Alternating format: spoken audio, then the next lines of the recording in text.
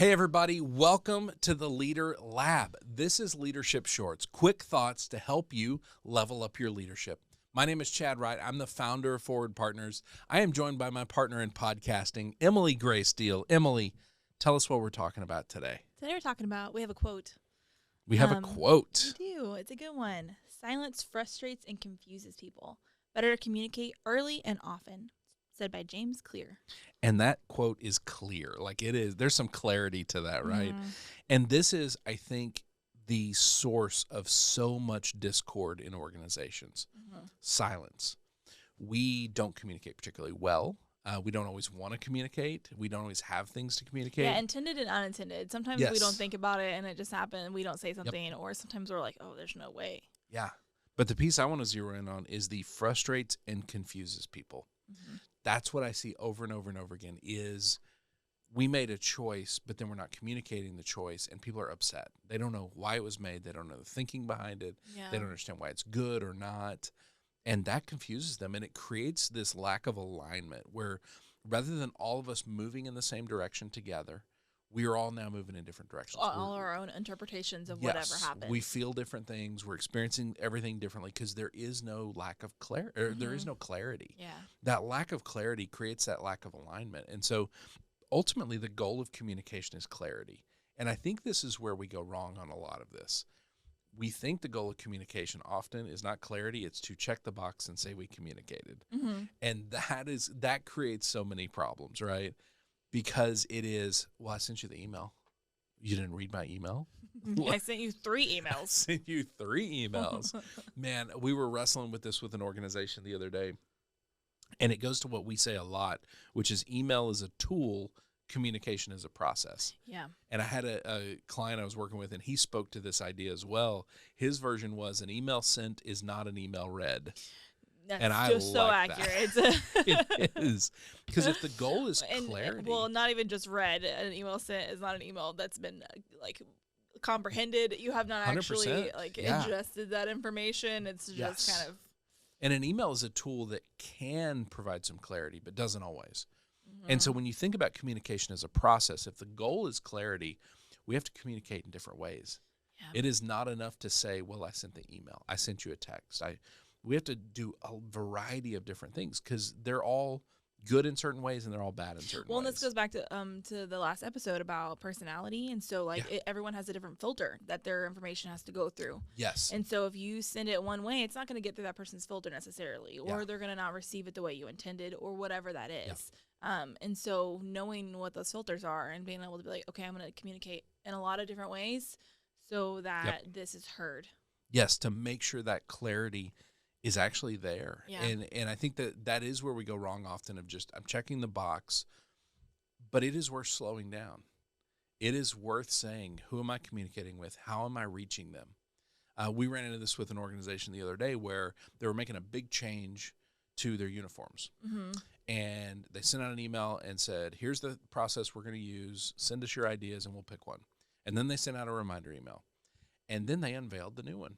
And everybody was going, what is this? Why are we doing this? Yeah, where did this come from? Where did this come from? Where there was so much confusion and there was so much that lack of clarity. It literally confused people and it frustrated them. Yeah. And so I went to the people at the top and I said, well, how did you communicate this? And they're frustrated too because they're like, they are. I sent the email and the reminder. That's where the conversation started, was the person at the top was like, how do you deal with your people when they're all mad about something they shouldn't be mad about because I communicated it? My question was, how did you communicate it? Well, we sent an email and then we sent a reminder. I said, okay, there's where we were wrong. And I think the funny thing is how much weight we put in that reminder. We reminded them too. Yes, using the exact same form of communication. Same method. Yes. I said, okay, if clarity was the goal, how should we have done this? Yeah, let's send out the email to everybody. It's efficient to say, here's what we're doing. And then you go sit with your next level of leadership and say, guys, here's why I'm excited about this. Here's why we need to make this change. I need you to make sure everybody is excited about this, or at least knows how this is going to work. Mm-hmm. So then they go down to the next level. They go down to the next level. I said, so now we've communicated it via email. We have done it in person multiple times. Now you're going to grab your phone. You're going to shoot a quick video and say, hey, here's the thing. Here's why I'm excited. Here's why I need your participation. You're going to text that out to everybody in the organization. Mm-hmm. That's the process piece. It is. It's the process. It is. We're going to communicate in multiple different ways if the goal is clarity. The problem we run into is all this requires slowing down. Mm-hmm. Nobody seems to like slowing Well, down and we these think days. all that's going to take so much more time, but Yeah. all the frustration you have to deal with and the 100%. going back and fixing it or doing it again because Yes. it didn't work the first time, that takes more time in the long Listen, run. I had 5 sessions that day. It started with the person at the top going, I'm pissed about this. It didn't go well. Every single session was, we're pissed about this because we didn't know anything and they're about taking it. time to have the conversation about how annoyed they That's are. the thing. And then they're There was- taking so let's think about this from a financial perspective. Mhm. There is every single person I talked with about this, because it all boiled down to we don't know how to communicate, which is something we need to fix. All of their salaries, all those hours we spent, all the money they're paying us to be there. Mhm.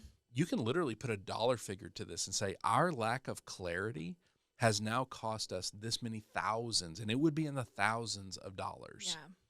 over this one issue. Yeah. How many issues are we talking about a day that are Right. created because we don't communicate clearly, we don't communicate succinctly, we're not Well, after and that it's taking that clarity. minute to pause, see the mistake, realize that mistake was there, Yeah. and then learning from that mistake. If you just keep going because you're just gonna get up, dust yourself off, and keep moving, Yeah. cool. But we didn't learn from it, so we're just gonna come around the corner and Yep. do it again. And that's where slowing down allows us to do that. If we're just Mhm. moving through, we got to move fast. Okay, why did this happen? Okay, let's do it again. Okay, Try now better. you're getting into next episode, Okay, which I'm is all about sorry. mistakes. So if you struggle with mistakes, we're going to talk about that. Don't you worry. But I think this really does provide. Our goal should be to provide a level of clarity Yeah. to communicate, not just check the box of I sent it out, but to check the box of clarity. Yeah. That one simple change will then cause us to view it as a process and to make sure that we're bringing that. So I would encourage you and your team, if you're seeing miscommunication all over the place, if you're seeing frustration, and I'll tell you, every organization we go into to work with, I ask everybody, what's the number one problem? Every single time, communication. We've got to get better at this. And just let this little quote guide you. Silence frustrates and confuses people. And if we haven't communicated for clarity in a variety of ways, we're giving them silence. So we need to make sure we're doing that and really embrace that intentionality. Yeah. I love this conversation about communication. We say all the time, we got to communicate about how we communicate. Yes. This is an example of that. All right, Emily, if people wanted to send us their questions or quotes, where do they send that to? lab@forwardpartners.net. lab@forwardpartners.net. If they want to find us on the socials to find more great quotes that we find for them. Yeah, @forwardpartner. @forwardpartner. We would love to have you guys come follow us. We are giving away everything we know, everything we're learning on the ground. Every time we run into a problem with an organization, we help them find a solution. We want to give that to you because I promise you, you're probably dealing with the exact same thing. Emily, thank you for doing this. Danny, thank you for producing. Wilco Workspaces, thank you for partnering with us. We will see you right back here next time in the Leader Lab for Leadership Shorts.